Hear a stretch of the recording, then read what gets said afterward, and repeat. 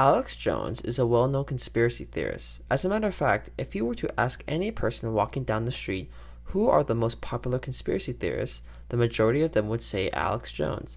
But as many of you know, Alex Jones isn't the only conspiracy theorist and wasn't even the first popular conspiracy theorist. There was a man that not only was the Alex Jones before Alex Jones, but played a large part in influencing his career.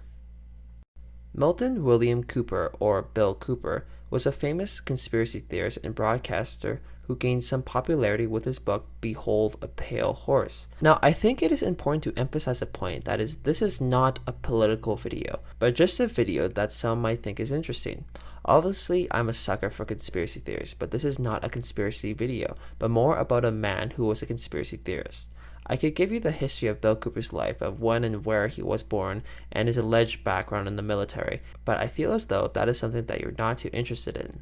I'm not gonna lie, a few of Bill Cooper's theories were a little ridiculous, and a lot of his most popular theories had to do with aliens. For example, the JFK assassination has spewed a lot of conspiracy theories, most prominently that the CIA was behind it. Although there is quite a bit of evidence that the CIA was behind this assassination, Bill Cooper theorized it was because President Kennedy was going to release information of alien life form. This theory in fact influenced an episode of one of my favorite shows, The X-Files, titled Musings of a Cigarette Smoking Man. Cooper even went as far as suggesting that President Eisenhower negotiated a deal with aliens that they would be granted permission to abduct U.S. citizens in exchange for alien technology. Bill Cooper was a huge believer in secret societies, more notably the infamous Illuminati. Now, I actually did a video on secret societies in which I pointed out that the Illuminati died out in the mid to late 1700s in Bavaria when they outlawed secret societies, and that the theory of Illuminati running the world began in 1798 when John Robertson and Augustus Barreau wrote books that the Illuminati started the French Revolution by infiltrating the Freemasons. Which, all biases aside, the Freemasons may have actually had an influence on both the French and American Revolution. However, Bill Cooper believed that the Illuminati, under the influence of the Bilderbergs, was to take over the world and establish a new world order, with key members such as the Pope and George H.W. Bush. Although Bill Cooper's takes are really odd and probably not true, he did emphasize some interesting facts, such as H.W. Bush's dad, Prescott Bush, funding the Nazis, and paragraphs from the New York Times bringing up H.W.'s and Gorbachev's intent to establish a new world order. Perhaps the term New World Order means something different or not as extreme to the New York Times, but nonetheless it was mentioned. He also shared a few interesting quotes that, after further research, turned out to be legitimate. And I quote, "If suddenly there was a threat to this world, some form of species from another planet, we'd forget all the little local differences that we have between our two countries, and we would find out once and for all that we really are the human beings of this earth." Ronald Reagan to Gorbachev. Since I entered politics, I have chiefly had men's views confided to me privately.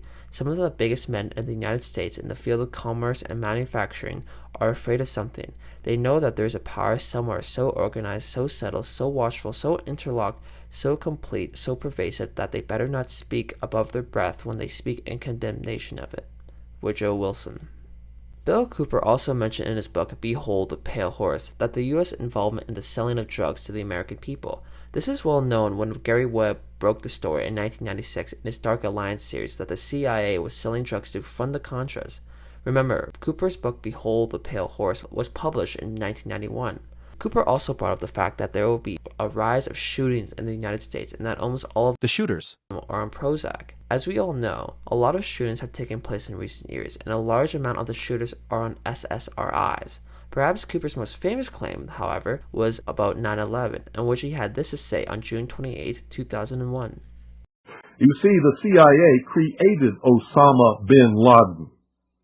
They recruited him. They trained him. They found his leadership. They brought them all together. They showed them how to fight the Soviet Union in Afghanistan, and when that was over, they still continued to fund him and train him, and they're now using him to help bring about world government by making him the big boogeyman, because they can't use Saddam Hussein anymore, because they needed a new boogeyman.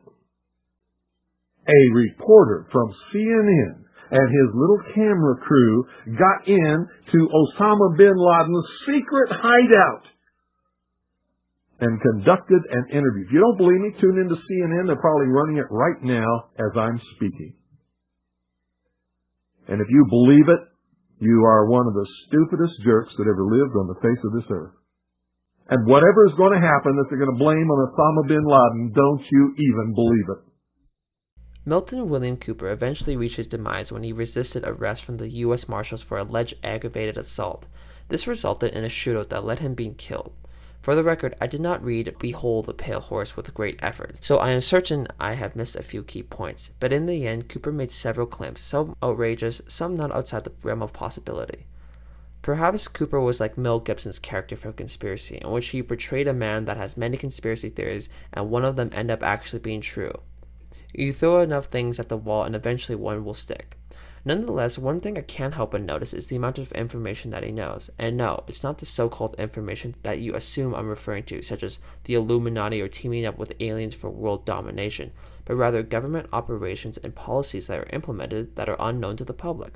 Remember, in 1991, the internet was basically non-existent to the people, so to accumulate this knowledge would have to take thorough research. For example, through studying Bill Cooper and reading his novel, Behold the Pale Horse, I have learned about programs such as Operation Chaos, which granted the government access to spy on its citizens from 1967 to 1974 that may be a part of protest movements such as anti-war and domestic race.